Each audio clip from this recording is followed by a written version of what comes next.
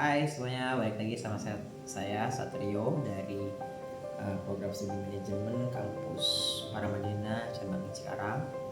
Mana pada kesempatan malam ini saya akan membahas mengenai sebuah artikel yang berjudul Kemanusiaan yang Adil dan Beradab Menurut Pancasila, tinjauan etis karya Genesius Nurak, FX Marmidi dan Carolus Silhalo.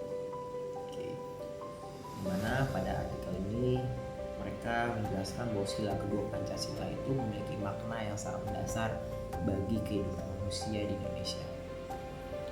Nah, nilai kemanusiaan yang adil dan beradab maknai sebagai pengakuan terhadap harkat dan martabat manusia sebagai makhluk ciptaan Tuhan yang memiliki hak dan kewajiban yang sama.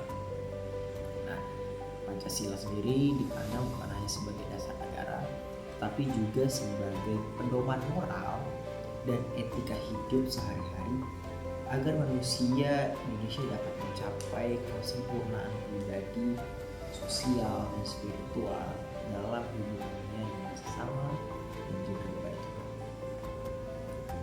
Para penulis juga menjelaskan bahwa ada 3 unsur utama yang membentuk sila kedua, yaitu kemanusiaan, keadilan, dan keberadaban. Kemanusiaan sendiri berarti menghormati setiap pribadi apa adanya. Sedangkan keadilan berarti memberikan hak pada setiap orang dengan seimbang.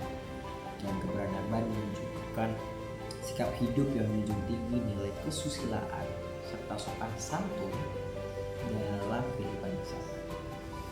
Nah, ketiga nilai ini tidak bisa dipisahkan satu sama lain, teman-teman. Karena keadilan tanpa keberadaban akan kehilangan sisi kemanusiaannya. Sedangkan keberadaban tanpa keadilan tidak akan memiliki nilai moral yang sejati. Oleh karena itu, sila kedua juga dihubungkan dengan sila-sila lainnya, terutama dengan nilai ketuhanan, kebangsaan, kerakyatan, dan keadilan sosial sebagai satu kesatuan. Keren ya? Nah, di bagian akhir dari artikel ini, para penulis menyoroti tantangan dalam penerapan sila kedua, yaitu meskipun secara teori nilai-nilai kemanusiaan ini diakui, namun dalam praktiknya masih banyak banget nih pelanggaran terhadap martabat manusia baik di bidang sosial, politik, hukum maupun keamanan. Hal ini menunjukkan bahwa nilai adil dan beradab masih sering diabaikan dalam kehidupan nyata. Karena itu, para penulis menekankan perlunya 2 langkah penting dalam mewujudkan. Pertama, memperdalam pemahaman teoritis tentang nilai-nilai Pancasila, dan yang kedua, menerapkan secara nyata dalam perilaku sehari-hari. Nah, dengan begitu diharapkan cita-cita untuk mewujudkan manusia Indonesia yang beriman, adil, dan beradab dapat benar-benar tercapai. Nah, sedangkan menurut saya pribadi sebagai refleksi ya, artikel ini memberikan gambaran yang sangat kuat teman-teman tentang pentingnya nilai kemanusiaan dalam kehidupan berbangsa dan bernegara. Namun tantangan besarnya justru terletak pada penerapan nilai-nilai tersebut di tengah realitas sosial yang semakin kompleks. Artinya Pancasila ini nggak cukup hanya dipahami aja, tapi juga harus dihidupi dalam kehidupan sehari-hari dalam bentuk tindakan yang nyata.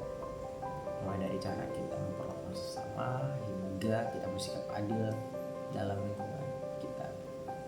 Oke, sekiranya itu yang bisa saya sampaikan mengenai ringkasan dan juga komentar saya terhadap artikel yang tadi disampaikan, yaitu kemanusiaan yang adil dan beradab menurut Pancasila dan tinjauan etis dari beberapa penulis.